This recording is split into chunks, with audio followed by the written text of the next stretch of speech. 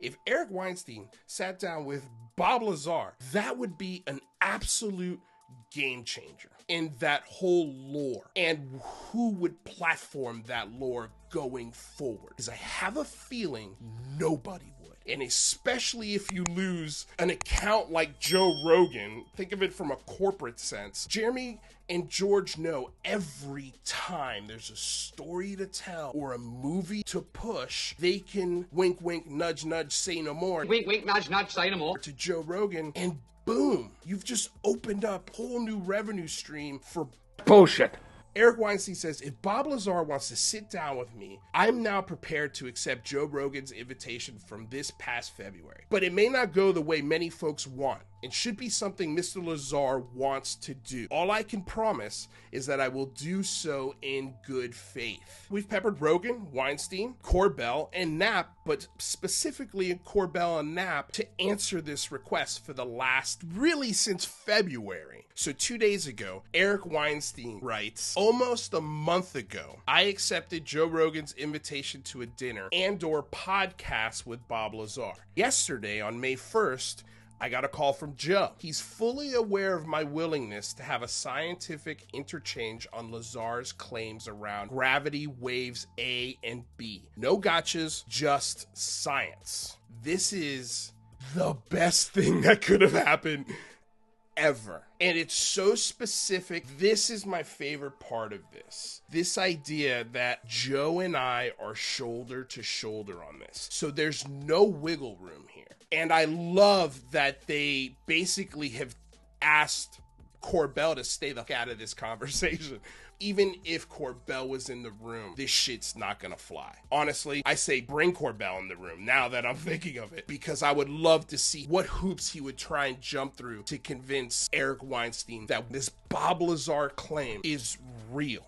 We'll get to the bottom of it in 5 minutes. If this happens, there go the books, there go the movies, there goes credibility of George Knapp and Jeremy Corbell. If they take this interview, your credibility is on the line. If you don't take this interview, if you don't publicly respond to this, it speaks volumes. We've painted them into a corner where there are no good options.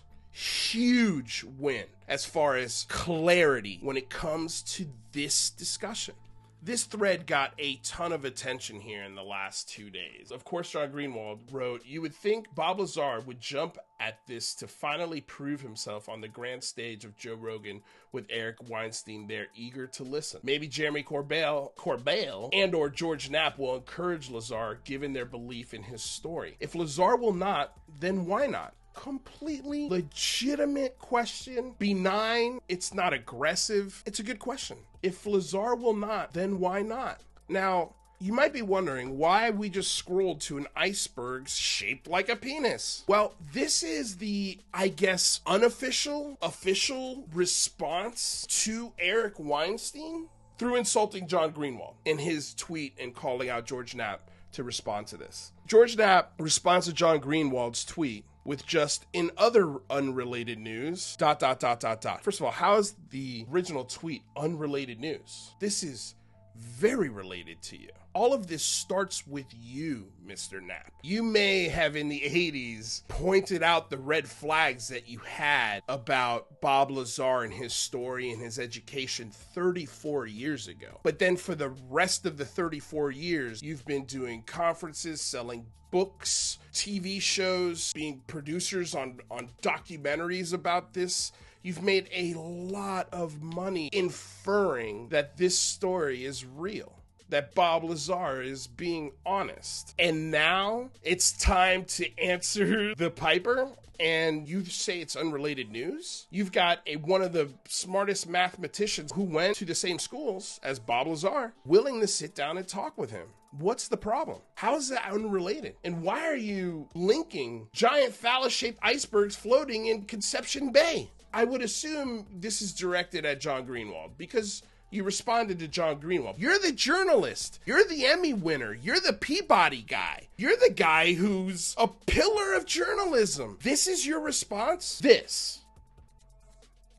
If you had time for this, you have time to answer Eric Weinstein. And we're called haters and just people who are, they're just harassing us. I don't think you understand the psychological effect that you have on people with these stories. And in the Jeremy Corbell documentary about Bob Lazar, there is an allusion that Bob still has an element 115. Does he really have an element 115? Well, I can tell you that he did have it because I saw it. I really don't think you understand how deep some of this shit goes for people. We just had somebody the other day threatening a curb stomp on Mick West because he debunks UFO videos. He's just trying to get to the heart of the answer. We all want this to be real. All of us want Bob Lazar to be telling the truth. I want to be wrong on Bob Lazar more than anything in the world. But I'm not going to bow down to you anymore, George Knapp. You're not a fucking god.